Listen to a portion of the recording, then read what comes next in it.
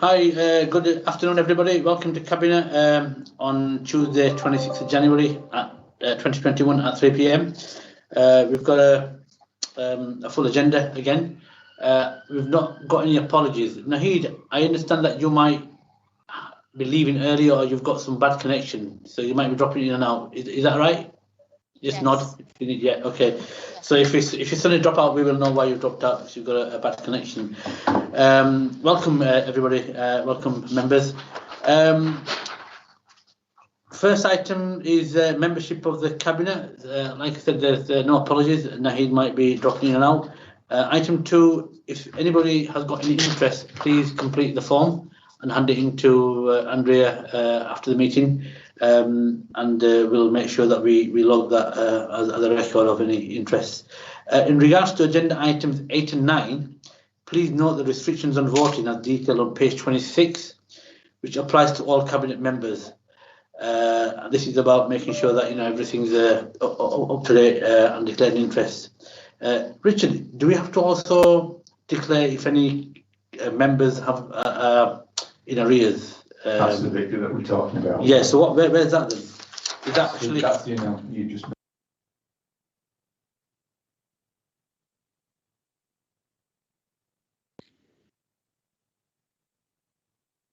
Welcome, and hope you find the meeting informative. Item 4, any deputations or petitions? We haven't got any. No, thank you. There's no questions from the members of the public. Is that right, Richard? No, that's right, yeah. Thank you. Question 6, questions by elected members. I don't think we've got any. Oh, Kathy, you got your hand up. Kathy? Yeah, thank you, Chair. My question is to Councillor Patterson. And I think all members will appreciate that we're being inundated with schools asking for support regarding IT provision. So I want a question to Councillor Patterson is, what is the policy for the provision of laptops, tablets and IT equipment to infant, primary and secondary schools? Well, thank you, Kathy, for that question, and I'm pleased to give you an answer to it. As much as obviously this is an issue for our families and schools, but there is a good news story to tell here. We are, in fact, as an authority, we've got the 3rd highest distribution rate for devices in the whole of the country. So this is something that we are on top of. We've obviously put an order into the DFE, which we've received, and those have all been distributed on the whole within 24 hours to all schools. And we're also, as soon as the DFE have opened their latest bidding round, we'll be putting in another bid as well. But we're not just relying on the DFE. We've also ordered and are in the process of receiving, as we speak, another 1,000 laptops to distribute to schools. I mean, the government policy is that they should go to Key Stage 2, 3 and 4, and not to Key Stage 1. But again, where necessary and where possible, we've also distributed laptops, iPads to Key Stage 1. I mean, we're coordinating this effort, not just with schools, but with and families, obviously, but with the community as well, where they're able to help, and with significant local employers such as ASDA, where they've offered help as well. So the authority is actually coordinating that effort to make sure that what devices there are going directly to where they're most needed. And I have to say to anybody watching at the moment, or to yourselves as well, that if any family or school feels that they are in need of laptops, then they should contact the school and the school contact the authority, because that's where it's being coordinated to make sure. There is a waiting list at the moment, but that 1,000 laptops that we're expecting this week, we'll deal with. Certainly the waiting list that there are from Key Stage 1, all the children in Key Stage 1 which are on that waiting list for a laptop should receive one as soon as we can get them kitted up with the software and all the permissions and everything else that you need. So I'm pleased to say that the authority is doing a really good job, I believe.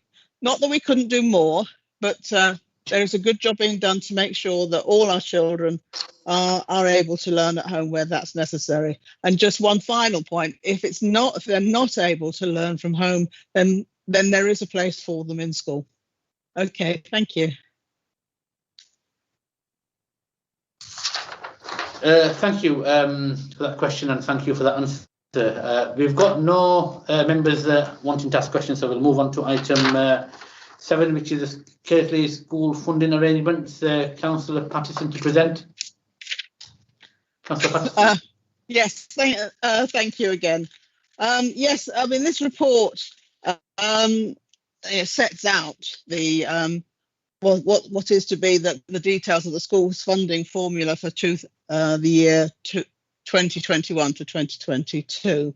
I mean, this has already been submitted to the Education Schools Funding Association. Yeah, it had to be in by the 21st of January, and therefore the proposal that's in front of you is here for approval, but it's the proposal that we've already sent was an indicative proposal, and any amendments that are made can still be or approved today. It will still be submitted to the SFA. And in fact, I mean, because finance is always a changing kettle of fish, isn't it? And there are a few changes that actually need to be noted to the report that's in front of you. At 2.3.7, halfway through that paragraph, there is a figure of 1.2 million. This is to do with the double counting that there has been following some changes in the way the SFA arranged for school funding. And we estimated that when this report was written, that up to 1.2 million pounds of the money would be going back to school, would be rather assigned to this double counting that had taken place. But now the calculations show that will only be 0.08 million out of 2 million, which we thought we might have to reallocate. So more money will be going back to schools. Another item to note as well, which is a change since the report was written, 2.4.4, there is what's called an exceptions application to the ESFA in respect of Ashbrow School, which goes back to when they were merged into one school from two separate schools. At the time of writing, that hadn't been approved, but that now has been approved by the ESFA. And finally, one other point on point 2.9.4, the minimum funding guarantee to schools. The calculation at the time of writing the report was 1.2%. It's now 1.39%. So that's a better figure for schools as well. And there's just one thing that I would like to point out in the report. I mean, it's not nothing new, but I still think it needs to be said. The Dedicated Schools Grant takes into account 4 funding blocks: schools themselves, high needs, early years, and then the central services that we deliver to schools. The high needs block, which is what funds special educational needs, has been underfunded for many years. And that's been recognised by the government. And back in 2018, it was recognised that we were underfunded to the amount of £7 million. But unfortunately, in terms of recouping that underfunding, it's capped at roughly about £1 million a year. And so we haven't yet caught up with that that underfunding, and it continues to be an increasing strain on our budget and a reason why this particular budget is overspent. So that's all that I wanted to point out within the report. So I just ask you to note the changes to the school funding arrangements for 2021-22, to note the ongoing consultation with schools via the schools forum, to note also the corrective adjustment that's been made in terms of the funding distribution, the double counting in terms of accommodation, and to approve the submission of this report for the schools funding formula to the ESFA for 2021-22.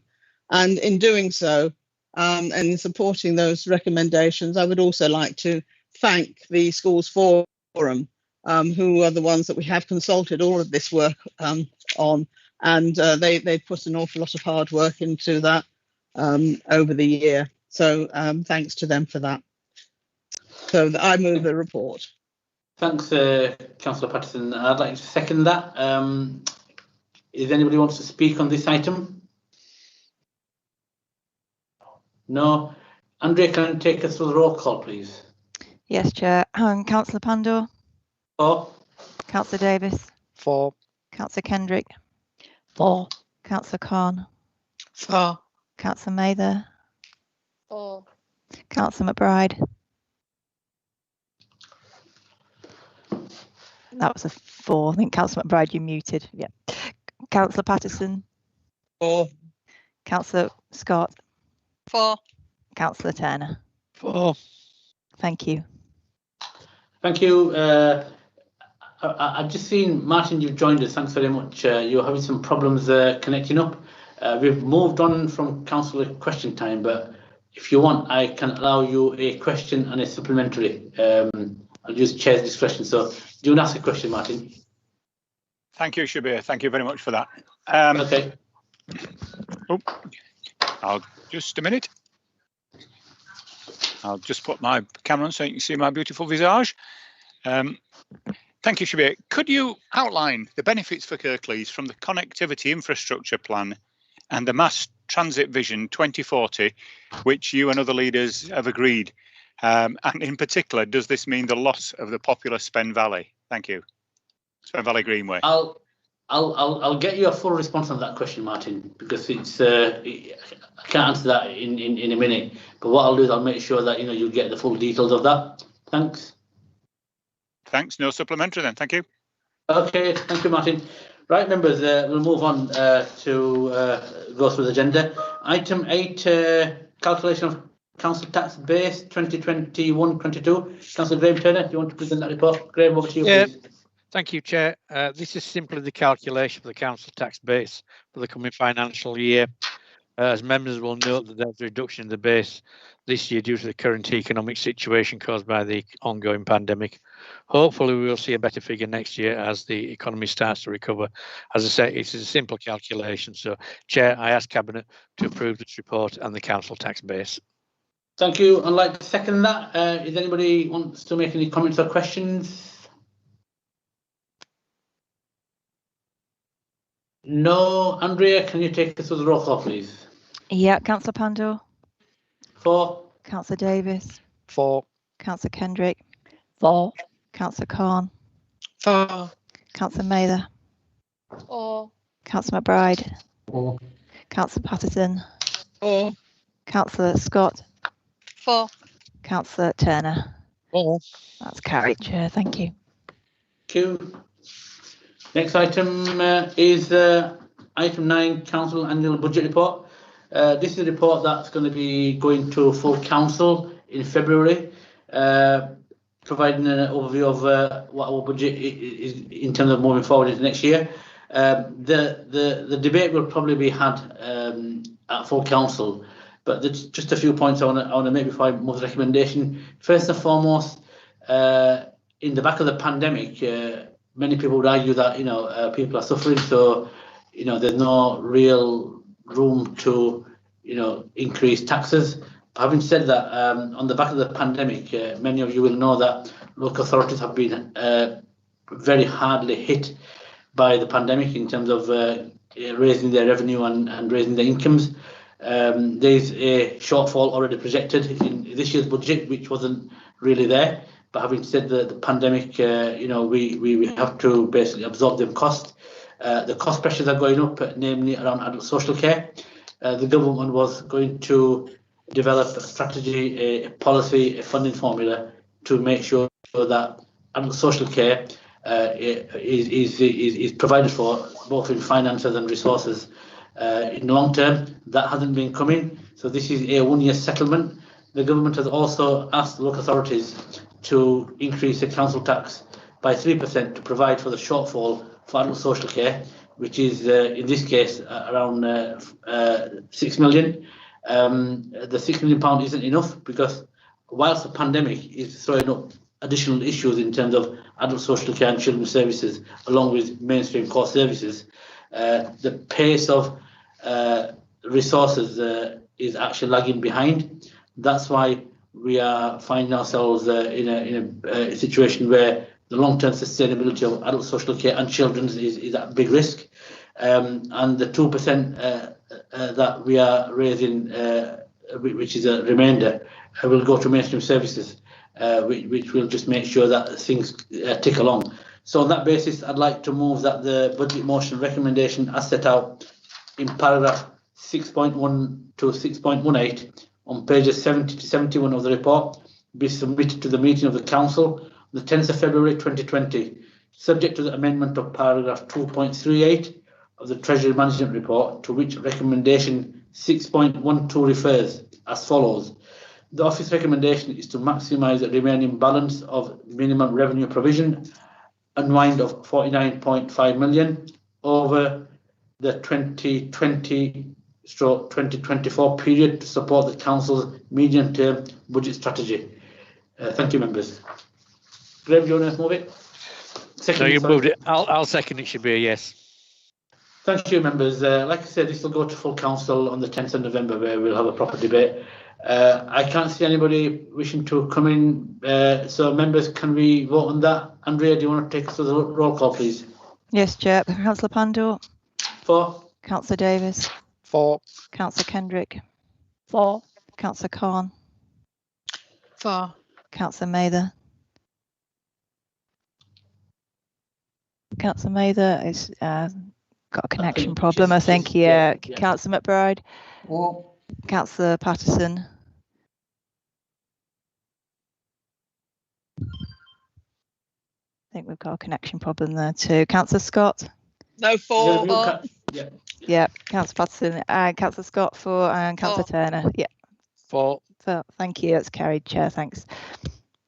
Right, thank you, member. That brings us to the end of today's proceedings. So I wish you have a nice day, whatever's remaining, and I'll see you again soon. Bye-bye. Bye. Thank you, everybody. You all. Bye. Bye.